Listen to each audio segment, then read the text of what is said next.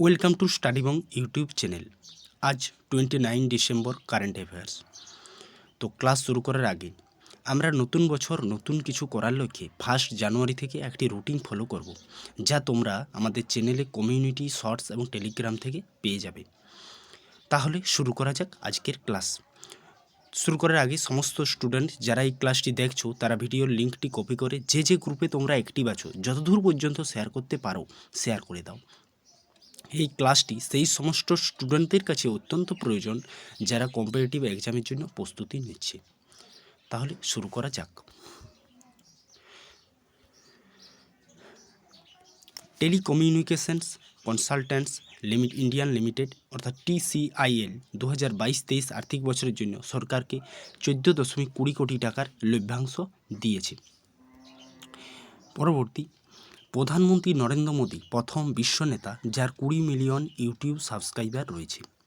উত্তরপ্রদেশের অযোধ্যা রেলওয়ে জাংশনের আনুষ্ঠানিক নামকরণ করা হয়েছে অযোধ্যা ধাম জংশন।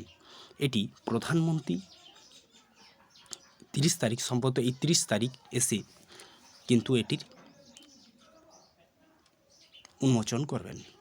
পরবর্তী, সোনি স্পোর্টস নেটওয়ার্ক বলিউড অভিনেতা এবং যুব আইকন কার্তিক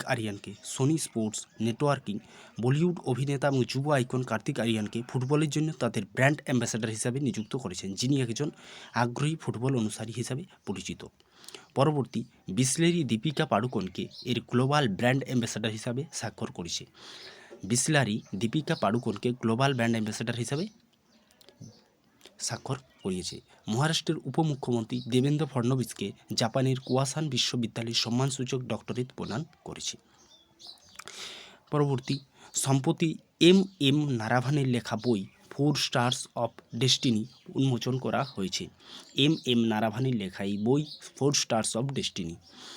ভারতীয় কুস্তিগির পূজা ধান্দা, যিনি 2018 সালে বিশ্ব চ্যাম্পিয়নশিপে 57 কেজিতে ব্রোঞ্জ পদক জিতেছিলেন, 3টি জায়গায় ব্যর্থতার কারণে ভারতীয় ন্যাশনাল অ্যান্টি ডোপিং এজেন্সি অর্থাৎ নাডা দ্বারা এর 1 বছরের নিষেধাজ্ঞা দেওয়া হয়েছে।